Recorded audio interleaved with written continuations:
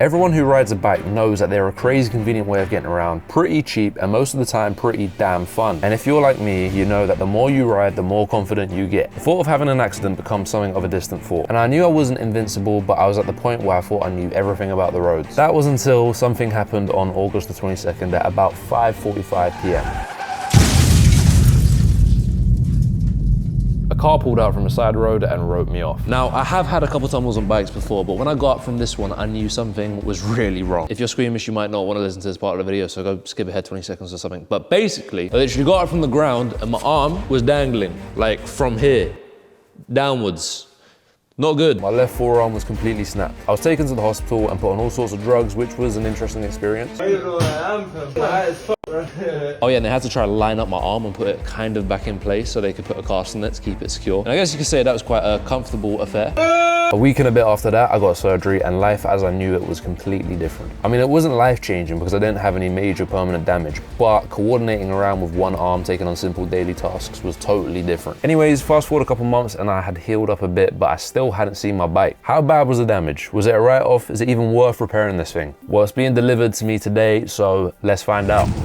Crashed, broke my arm, scars, very unfortunate. And here's the bike. Dent condition, brother. It's pretty not good. The suspension's all like, this is all looking a bit wonky. I'm just gonna take off each panel and see what is and what isn't broken and just make a list that needs to be bought. And hopefully that cost ain't too high. And also, we're gonna try to do some cool things. We're not gonna build this back up to stock OEM. Chrome wrap's coming off.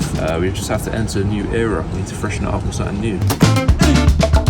Crash has made my job a little bit easier, I'm not gonna lie. Usually I have to unscrew that, but as you can see, there's nothing there anymore because this is broken off. Very nice.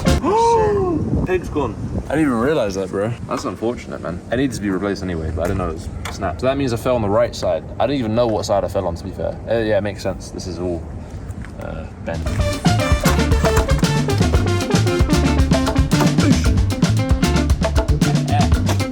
At this point, it was really hard to tell what was broken because I couldn't actually tell what was bent because it wasn't just the suspension, and that was only one of the issues. I had to figure out where all the other bent and broken pieces were to make sure that when the panels went back on, they were secure and lined up. You can see it? Kind of-ish, yeah. Not really. So that's pretty straight. And when that was all good and dandy, it was time to shop for parts. First thing on the list was front suspension. I needed it first because it allowed me to see if it was just the suspension that needed replacing. It's brand new second hand. It looks okay. It's not bent like this one right here. This one's a bit. Me and my friend Seba here are working out a way of propping up the bike so the front wheel can come off the ground. We've got a little jack and we're gonna try see if this works and the bike don't drop. Very nice, good condition, top quality. You hold it and I'll do it because I've got two arms at my disposal. No! Slow, because it's gonna drop, bro. It's about out. Yeah. Unless it's, yeah. Then learning how to use a jack stand with the boys. How many brains does it take to figure out?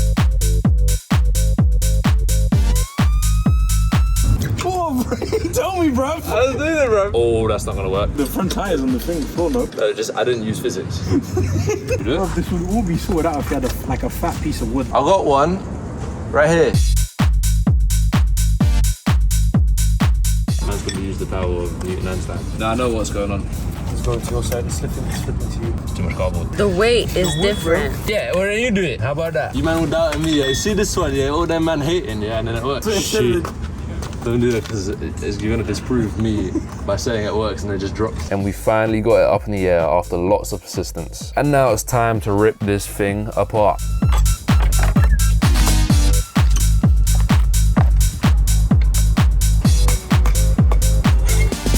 The bent one apparently. It kinda, I can't even tell if it's bent, but we're gonna put the new ones in and see.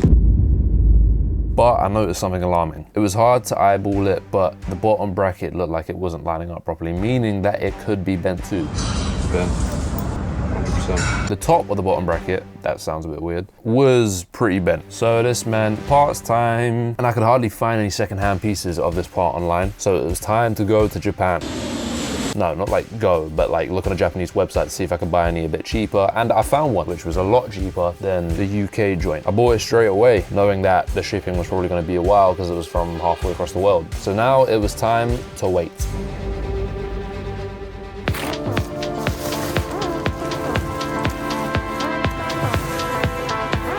definitely seen better days.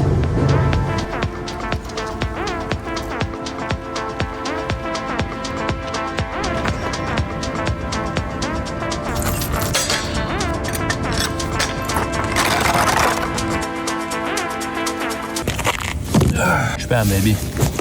Home of Yamaha. I like that. Genuine accessories. It's like official in that. This was a bit of a long process because I had to put the bike back together last time as I was keeping it outside. So I had to disassemble it all over again. But this time, I really do hope that this is the only other issue, because if it isn't, well, I'm not really gonna know what to do. See what's wrong with one of those? Yeah. I think this one is bent in more ways than one. Moving a bit back. I believe these aren't straight with each other. So this one's leaning more to this way. This one's leaning more towards that way. So that's what's really offsetting the suspension. This is just messing up the whole thing, obviously, but it's these two that are the problem as well. Whereas this one is nice and brand new, as you can see, fresh from Japan. Bearings, screws are all gonna come off. Gonna go all onto this. Put the suspension back in, the brand new suspension, by the way, a kind of brand new secondhand. And we're gonna see if the suspension is straight. If it's not, headache. Not gonna lie, but we shall see.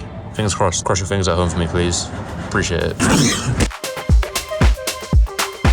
And it was going smoothly until we hit a bit of a wall. Well, it was a softer wall made of a bit of steel, because there was a solution.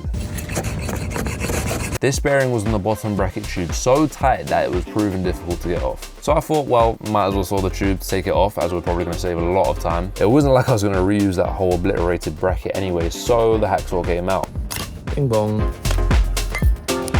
But now we got the spacer off, we ran into another problem. As you can see here, this has been chopped off, but on here, we had this little metal thing, which is actually this, and we need to cut this out so we can slide this over here. But this is very stubborn, so I've literally resorted to putting a saw through it, and I'm trying to saw it off. Wish me luck, because this is the most rago thing I've done in a while.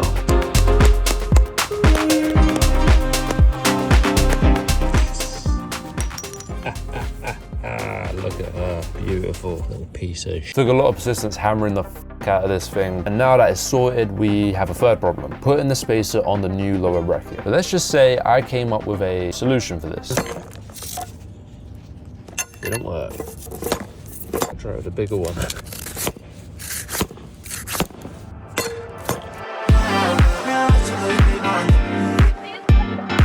The spacer was finally on the bracket, meaning it was time to build the bike up again.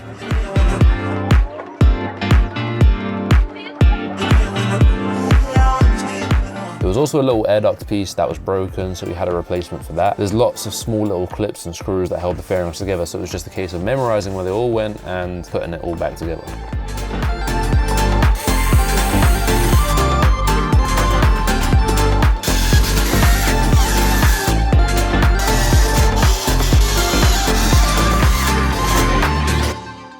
Okay, so we tried to straighten these out a little bit. These are kind of bent up. I've kind of banged them into place, and as you can see from earlier, it has been bent back into position, kind of. It's a bit of a bokeh thing. I think it should work. But we're gonna put it on, put the rubber mounts inside here, like these ones here, and we're just gonna see if this thing goes back together as straight as it was before. Let's go. After bending the brackets back, the bike held the headlight unit on perfectly. So I connected the headlights up, and the fairings were next. It was weird seeing it come back together without the vinyl, but I was definitely happy to have the blue back. I also replaced this part that was snapped underneath the bike from the crash, which was held on with some clips and screws. And then it was on to the left side. From completely snapping my arm to trashing this bike and then building it back up, I was mad happy to see it come back together. And there it was, finally complete. Well, we had a front fairing that was also coming, but that's for part 2. So make sure to like and subscribe to stay tuned, because we're gonna be doing some crazy shit to this bike. But other than that, I've been Rayski. Let's up.